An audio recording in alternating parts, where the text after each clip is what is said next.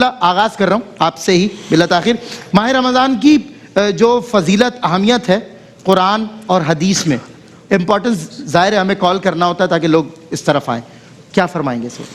بسم اللہ الرحمن الرحیم صلی اللہ علیہ وآلہ وصحبہ وبارک وسلم۔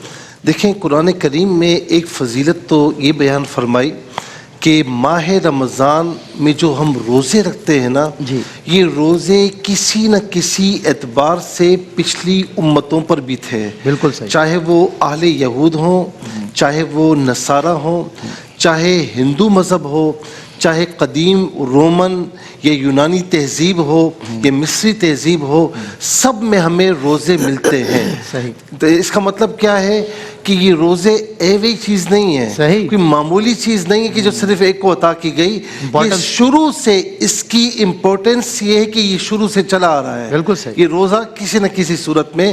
لیکن جس طرح ماہ رمضان کی صورت میں اس امت محمدی کو عطا فرمایا اور اس پر اتنا اجر و ثواب، تو اس طریقے سے اتنا اجر و ثواب کسی اور امت کے لیے نہیں ہے، یہ خصوصیات کسی اور امت کے لیے نہیں ہے۔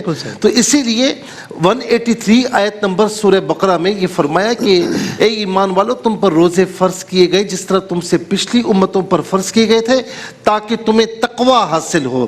آیت نمبر 184 میں کیا فرمایا؟ بچے کو ماں سمجھاتی ہے نا، کبھی امتحان کے دن آتے ہیں، ایگزامز ہو رہے ہوتے ہیں، تو بچہ دیکھتا ہے کہ میرے سارے بہن بھائی مستیاں کر رہے ہیں، میں پڑھ رہا ہوں، وہ پڑھنا نہیں چاہتا، وہ ادھر کھیلتا ادھر کھیلتا، ماں کہتی بیٹا کچھ دن پڑھ لے، اس کے بعد آسانی ہو جائے گی۔ تو اللہ تبارک و تعالیٰ دو جہاں کا خالق و مالک ہمیں سمجھا رہا ہے، ایام معدودات، گنے چنے چند دن ہیں، اس کے بعد یہ امتحان نہیں ہے، اور اس پر اجر و ثواب کتنا ہے تم اندازہ نہیں کر سکتے۔ اور تیسری آیت کریمہ 185، شہر رمضان الذی انزل فیہ القرآن، آپ نے کہا کہ رمضان اور قرآن کا تعارف یہ ہے، رمضان کا تعارف یہ ہے کہ قرآن اس میں نازل ہوا ہے، اور قرآن کا تعارف یہ ہے کہ وہ رمضان میں نازل ہوا ہے۔